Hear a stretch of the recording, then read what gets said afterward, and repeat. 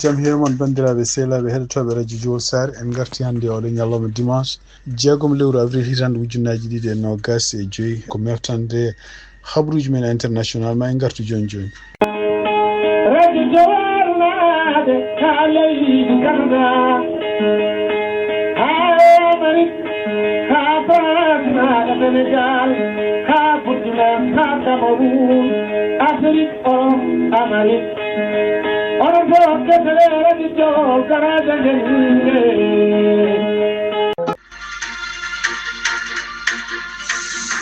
bandiraɓe sehlaɓe heɗotoɓe radio Jowol Sare jaam hiira moon ko siftinɗo on tan hannde ko ñalawma dimanche jeegom lewru avril hitande ujunnaji ɗiɗi e nogas e joyyi habruji men international guiɗirɗen ko toon to Gaza tugnade ko radio France international habri hono kanko Emmanuel Macron président mo France ma o yetto toon to Égypte altini janggo ɗum noon visite makko mo waɗa toon altini e talata toon to Caire capitale Égypte tugnade kadi hande rapport ko ɗum ngol ɗo woni laawol nayiɓol hono kanko président Macron o waɗata jillu makko toon to France non toon to Égypte caggal élection ngaji bannoɗi toon to Égypte e hitande ujunnaji ɗiɗi e sappo e jeeɗiɗi nguɗo jillu noon ene wayno ko ɓurata wadde hen fayidi ko jillu makko toon ko wawde kadi ƴewde haldude Égypte ene wonde Jordanie pour plan makko kanko Emmanuel Macron mo jogui ko fate wallude Égypte walla sipputude Égypte e Jordanie plan mo jogui pour matude Gaza oɗon plan noon ene woni ko kanko Emmanuel Macron kanko hoore makko ko oɗon plan o yiiɗi contrairement à plan mo kanko Donald Trump mo wi wonde matude Gaza taw somo mata ɗum alay saago yimɓe wonɓe Gaza foof donc palestinaɓe fof guitte toon to Gaza ɗum woni donc nguɗo jillu bongo fayida wonande kanko président Sisi mo Égypte siftin ɗon tan ko kanko président Sisi kanko hoore makko o yeehi toon to France laabi ken wona laabi jeetati tuggi hitande ujunnaji ɗi sappo e jeeɗiɗi ha oɗo ñalawma hande ko wawi wonde fof ene wayno ko kanko président Emmanuel Macron hawnaki kadi mo joddo toon e gardiɗo leydi Jordanie hono prince Abdallah e kadi kanko ene wayno ko kamɓe ɓeɗo totuma ɓe mbaɗa boto pour ɗum noon fof ko wawde ƴewde e gueɗe ɗe ganduɗa patuɗe hen holno jaam dañira toon to Gaza siftin ɗon tan ko bombardement ji puɗɗitima toon to Gaza ɗum noon ko kamɓe Israël eɓene continue kadi eɓene continue bombardement ji mabɓe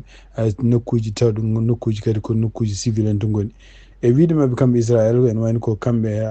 Hamas ɓe jaɓani ɗoftade nanodiral banndogal ñande sappo e jeenayyi lewru février pour ko fate jamno dañira toon to Gaza ɗum noon ko artirde yimɓe Israël naɓe ɓe nangunoɓe e kadi wawde ɗoftade gueɗe ɗe ganduɗa henna koɓe jamno signinde pour ko holno nanodiral ngal wawi foti respectirede ko wawi wonde fof ene wayno harande enen fuɗɗiti toon to Gaza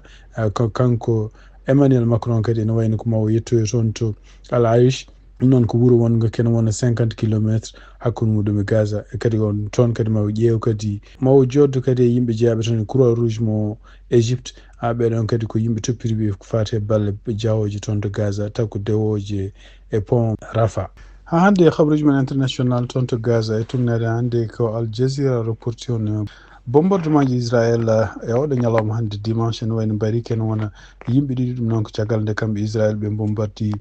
tillisa goto taw tillisa nga wonno toon ko journaliste uji tugnade hande habruji gomiri to Al Jazeera wonno ko yimɓe ɗiɗo maayi hen yimɓe jeeɗiɗo gañima hen oɗo saaha ene wayno ko oɗo wuuro kadi oɗon tillisa wonno ko wuuro wiyeten ko Khan Younis tugnade hande Al Jazeera ko ari ko ene wayno ko mayɓe nana ɓeydo hewde sababude gañiɓe en kewi ko wawi wonde fof ene groupe palestinaɓe taw ko wonɓe nder leydi walla won caggal leydi yantude e yimɓe communauté international pour condamnde ɗiɗo bombardement ji ɗi Israël continue no waɗa contre journaliste uji toon to Gaza taw ko journaliste uji palestinaɓe walla journaliste uji international uji hande habruji men international toon to Maroc tugnade hande ko Al Jazeera report ene woni ko seppoji mbaɗino toon hande to Maroc ɗiɗon seppoji noon ko sababude condamnde attaque mo Israël waɗata toon to Gaza e kadi condamnde kadi hono support mo ganduɗa kamɓe États-Unis ɓe continue supportude Israël fitinde on tan ko kamɓe ko leydi Maroc ne jogui relation ngaji diplomatique hakkude muɗum e Israël e kadi ne jogui relation ngaji diplomatique hakkude muɗum e États-Unis donc ɗum waɗi ɗiɗi seppoji fof ene wayno ko seppoji jeeyaɗi toon hande baɗɗi dimanche ɗi ko seppoji kadi kolloji wonde kamɓe nder darapuji ɗi eɓe kolla hen ɓe mbaɗi hen yimɓe ɓe ganduɗa ko taw ko ardinoɓe Hamas waraɓe ɓe Israël wari eɓe mbaɗi hen kadi yimɓe ɓe ganduɗa taw ko palestinaɓe oɗo saaha ittaɓe nokkuji men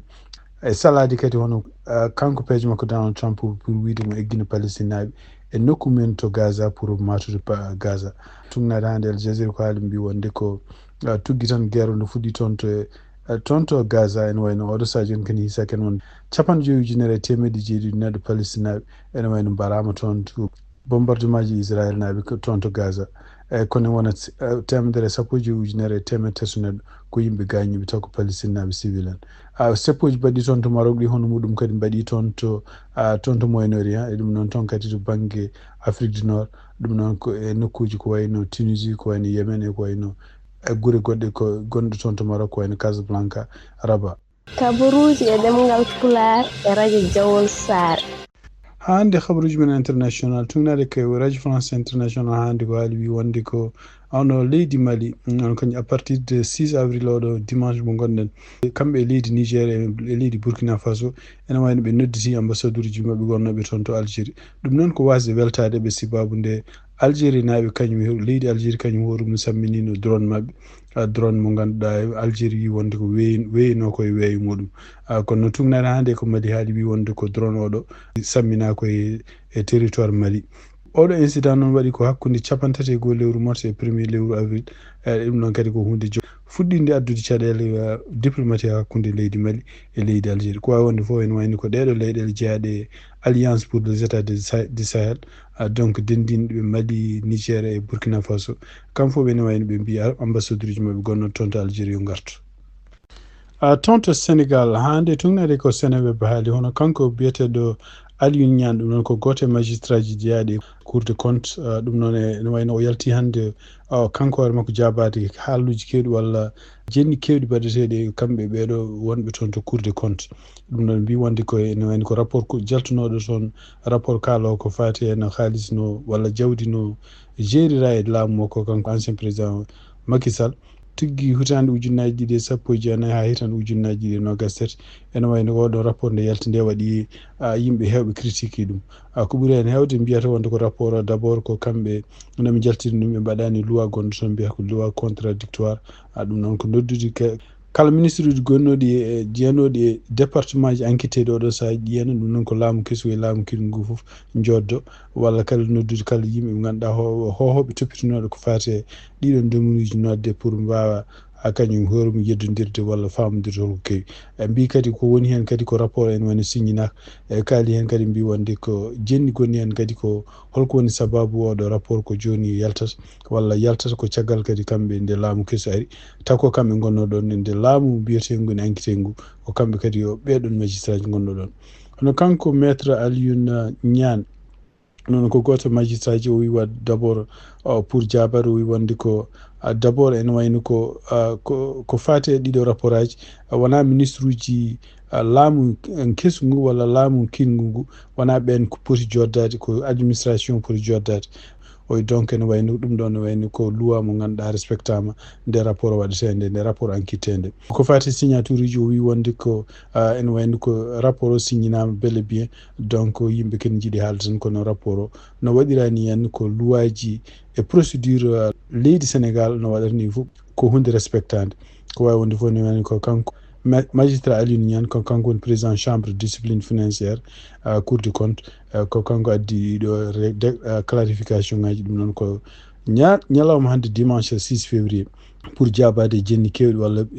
ko yimɓe hewɓe ko pelata oɗo rapport surtout yimɓe jeeyaɓe opposition mbi wonde ko rapport o ene wayno ko wona gonga tabo rapport o signanaka rapport o kadi ko kamɓe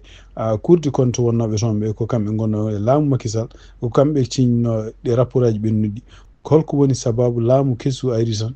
kamɓe kadi ɓe gara kadi ɓe mbiya wonde ɓe mbatta rapport goɗɗo walla ɓe change koɓe jamno ko ɓooyi ko wawi wonde fof ene wayno ko kanko maître Aliou Niane ko ɗum o jaabi hande toon to Sénégal ene wayno ko tugnade hande habaruji gomriɗi toon to Sénéweb hono kamɓe yimɓe jeeyaɓe opposition eɓen continue hande critique hono kanko Bassirou Diomaye Faye ɗum noon e discours makko walla pottital makko ngal wadduno e journaliste uji ñande ñalawma indépendance leydi Sénégal ɗum noon ko ñande 4 lewru avril hitande ujunnaji ɗiɗi nogas joyyi ɗum noon tugnade kanko biyeteɗo Mansour Faye ko windi o wi wonde ene wayno ko kanko Bassirou Diomaye Faye gardiɗo leydi Sénégal ene wayno e discours makko fof walla haaluji makko ɗi fotti ɗi o haalani journaliste uji ɗi fof firti wonde ko oɗo saha joni kanko jaaɓi wonde ko ardaki leydi ndi o wawa ardade leydi ndi ɗum noon ene wayno ko ɓuuri wawde wallude Sénégal tan ko oɗo saha joni ko élection ngaji keesi mbaɗe tawi Sénégal naaɓe ni ƴefta hol gardotoɗo leydi ndi donc kanko Mansour Faye o haali hen haaluji kewɗi o wi wonde ko ene wayno ko kanko Bassirou Diomaye Faye guila ummade toon to palais présidentiel ha yettade toon to avenue Léopold Sédar Senghor ene wayno ko holla tan ko wonde ko président symbolique woni ɗon kono noon kala ko waɗete hen ko fate hen laamu toon to Sénégal ene wayno ko neɗɗo goɗɗo woni toon ɗum ɗo ko premier ministre ɗum ɗo ko hunde nde meeɗani yiyede oɗo saha joni wayno ko kanko Bassirou Diomaye Faye o holli tan wonde ko ala fo ligguey mo jogui pour ardade leydi Sénégal ene wayno ko neɗɗo goɗɗo waɗata ɗum o haali kadi o wi wonde ko kamɓe ardiɓe oɗo saha joni ene wayno ko koɓe way kono koɓe wurtaɓe hono gardinoɗo leydi Sénégal hono Macky Sall donc hay gueɗe ɗe ɓe donki wadde ene wayno koɓe pelata ko Macky Sall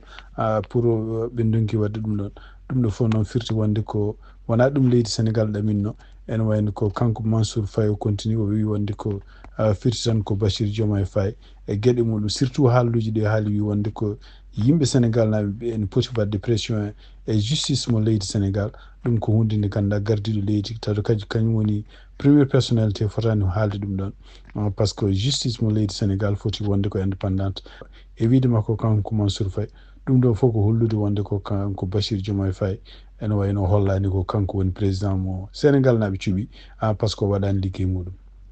cakkitoɗen habaruji men international ko tonto Nouakchott ɗum noon e tugnade e cridem ko windi ɗum noon kadi ko reporti ɗum ko journal biyeteɗo Taqaddum hono consul américain gonɗo tonto Nouakchott biyeteɗo Souleymane Togrul e wayno o jokkodirino e télévision goto biyeteɗo TTV ɗum noon e nder haaluji ɗi o haali wi wonde ko donc e anni gouvernement Amérique ko fati programme visa ji ɗi rokkata ɗi henna ko wawde ko yidde d' abord rende kisal citoyen ji américain ji e kadi o wiide kadi wonde ko o wi kadi ene wayno ko ambassade Amérique gonɗo toon to Nouakchott ene continue hande respectude kala ko fate hen ko fate kisal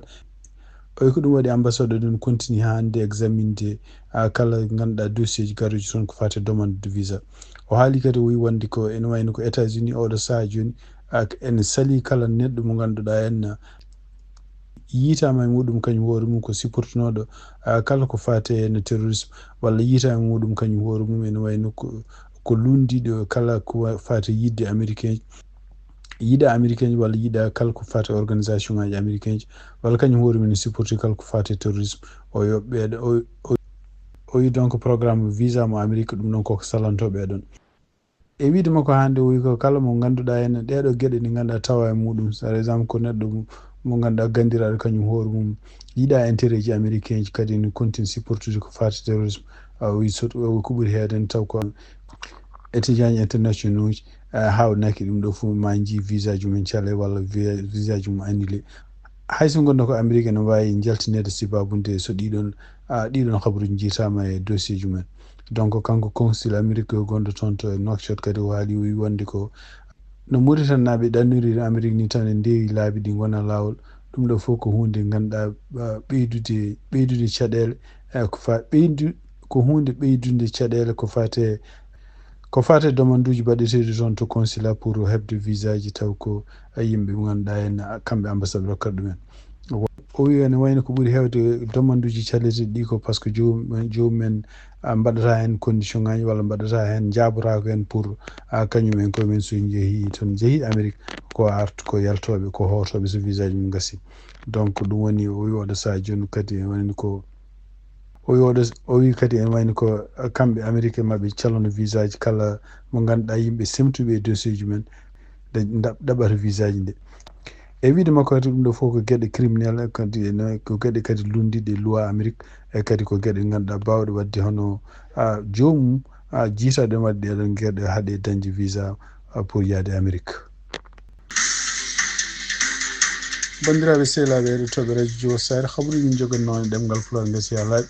yen mbaala jaam ha janggo kadi so Allah jaaɓi on jarama ko musidɗo moon Amadou Touré haldana